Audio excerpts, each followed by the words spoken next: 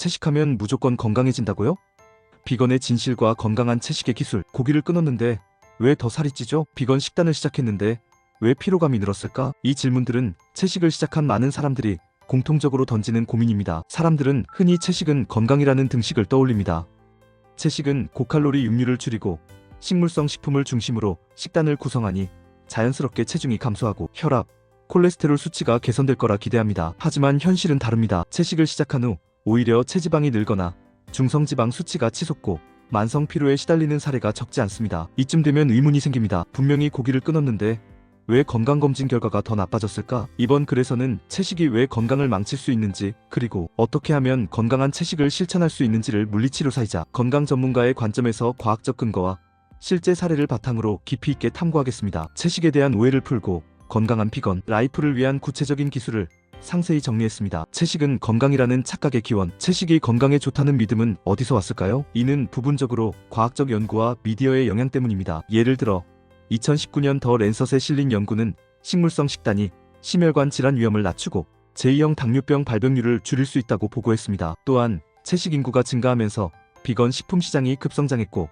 비건 친환경, 건강이라는 이미지가 강하게 자리 잡았습니다. 하지만 이러한 연구들은 중요한 전제를 간과합니다. 연구에서 언급된 건강한 채식은 통곡물, 채소, 과일, 견과류 등 영양소 균형이 맞춰진 식단을 의미합니다. 반면 실제 많은 채식인들은 편리함을 위해 가공식품에 의존하거나 영양소 균형을 고려하지 않은 식단을 따르는 경우가 많습니다. 사례 1. 권희경 씨의 체지방 비율 문제. 10년 넘게 고기를 끊고 철저한 비건 생활을 해온 43세 권희경 씨의 사례를 보겠습니다. 그는 환경과 동물권을 위해 비건 식단을 시작했지만 최근 건강검진에서 충격적인 결과를 받았습니다. 체지방률이 33%로 경도 비만 판정을 받은 것입니다. 혈액 검사에서는 큰 이상이 없었지만 체성분 분석 결과는 수문 비만 상태를 보여줬습니다. 겉으로는 날씬해 보이지만 근육량은 적고 체지방이 과도하게 축적된 상태였습니다. 권희경 씨의 식단을 분석해보니 아침은 비건 시리얼과 아몬드 밀크, 점심은 비건 라면이나 떡볶이, 저녁은 샐러드와 비건 빵 위주였습니다. 문제는 정제된 탄수화물과 가공식품의 비중이 높았다는 점입니다. 비건 시리얼에는 설탕이,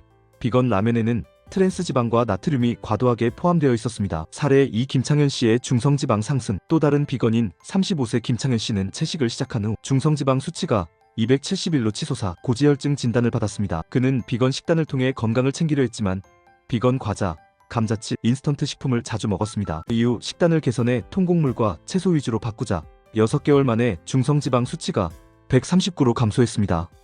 이들의 공통점은 무엇일까요? 바로 정제된 탄수화물과 비건 가공식품의 과잉 섭취입니다. 비건도 정크푸드가 될 수 있다. 채식이라고 해서 모두 건강한 것은 아닙니다. 비건 라면, 비건 떡볶이, 비건 빵, 비건 과자는 겉보기엔 식물성이라 건강해 보이지만 대부분 정제된 밀가루, 설탕, 트랜스지방, 인공 첨가물로 만들어집니다. 이러한 식품은 다음과 같은 문제를 일으킵니다. 혈당 스파이크. 정제된 탄수화물은 혈당을 급격히 올려 인슐린 저항성을 유발합니다. 중성지방 상승. 과도한 설탕과 정제 탄수화물은 간에서 중성지방으로 전환됩니다. 간 기능 저하. 고탄수화물 식단은 지방간 위험을 높입니다. 비만형 체형 근육량 감소와 체지방 축적으로 이어집니다. 실제로 2020년 저널 어브 클리너컬 LIPIDOLOGY에 실린 연구는 비건 식단을 따르는 사람들 중 가공식품 섭취 비율이 높은 경우 고지혈증과 당뇨병 전 단계 위험이 증가한다고 밝혔습니다. 이는 비건 식단이더라도 식품의 질이 건강에 결정적 영향을 미친다는 점을 보여줍니다. 건강한 채식의 5가지 원칙. 진짜 건강한 채식은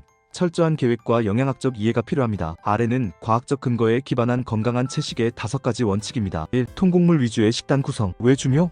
흰쌀, 흰밀가루는 혈당 지수가 높아 혈당 스파이크를 유발합니다. 반면 현미, 귀리, 통밀, 퀴노아는 GI가 낮아 혈당을 안정시키고 포만감을 오래 유지합니다. 실천법. 흰쌀밥 대신 현미밥이나 잡곡밥을 선택. 빵은 통밀빵이나 호밀빵으로 대체. 아침 식사로 오트밀에 견과류와 과일을 추가. 2.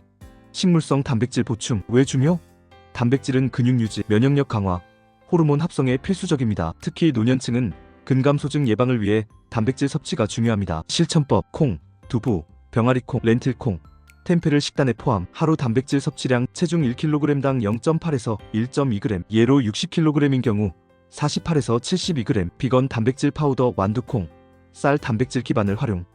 3. 가공식품 최소화. 왜 중요? 비건 가공육, 비건 과자, 비건 라면은 나트륨, 설탕, 트랜스지방이 많아 건강을 해칩니다. 실천법. 비건 가공식품은 주 1회 이하로 제한. 집에서 직접 비건 요리를 만들어 재료를 통제. 성분표를 확인해 설탕, 인공 첨가물이 적은 제품 선택. 4. 채소는 다채롭게 많이. 왜 중요? 다양한 채소는 비타민, 미네랄, 항산화물질을 제공해 염증을 줄이고 세포 손상을 방지합니다. 실천법. 하루 10가지 이상의 채소를 섭취. 브로콜리, 케일, 당근, 버섯 등 색깔별로 골고루 먹어 다양한 항산화물질 확보. 생채소와 익힌 채소를 혼합해 소화 부담 완화. 5. 오메가3 지방산 보충. 왜 중요?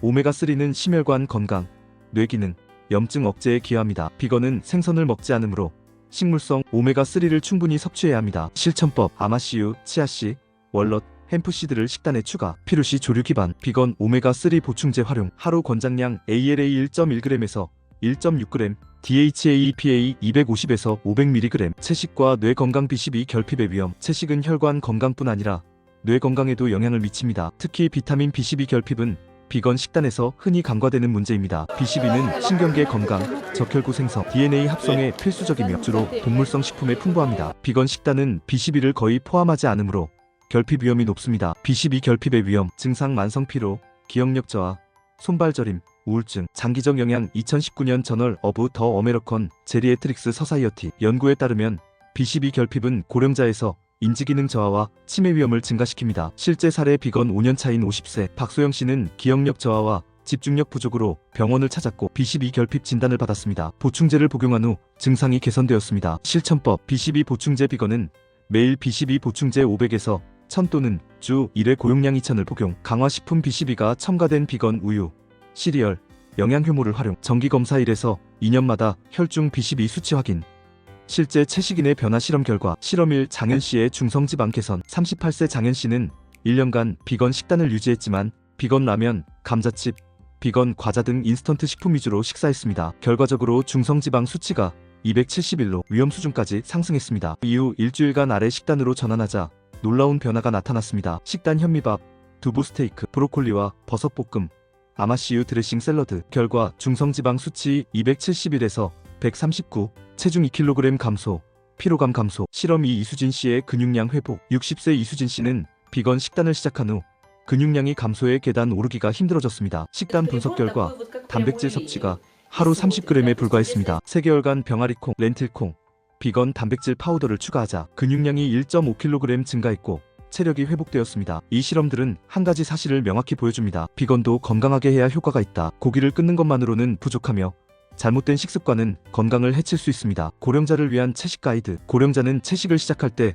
특히 주의가 필요합니다. 나이 들수록 소화기능, 근육량, 인지기능이 저하되므로 다음과 같은 점을 유의해야 합니다. 단백질 섭취 강화. 근감소증 예방을 위해 체중 1kg당 1.0에서 1.5g의 단백질 섭취. 두부, 템페, 비건 단백질 파우더 활용. 소화부담 완화. 섬유질 과다 섭취는 소화불량을 유발할 수 있으므로 생채소보다 익힌 채소나 스무디로 섭취. 치아 건강 고려. 단단한 견과류 대신 아몬드 버터, 치아씨 푸딩 등 부드러운 형태로 섭취. B12와 오메가3 필수 인지기능 유지를 위해 B12 보충제와 조류 기반 DHA, EPA 보충제 복용. 전문가 상담. 고령자는 영양소 결핍 위험이 높으므로 영양사나 의사와 상담 후 식단 계획. 마무리. 채식은 철학이자 기술. 채식은 단순한 식단이 아니라 철학적 신념, 환경적 책임, 의학적 기술이 결합된 생활 방식입니다. 하지만 아무리 훌륭한 철학이라도 잘못된 식습관은 건강을 해칠 수 있습니다. 고기를 끊는 것만으로 건강해지지 않습니다. 비건이라는 이름 아래 정크푸드에 더 많이 노출될 수도 있습니다. 건강한 채식을 위해 다음 4가지를 꼭 기억하세요. 다양한 식물성 식품 섭취. 채소,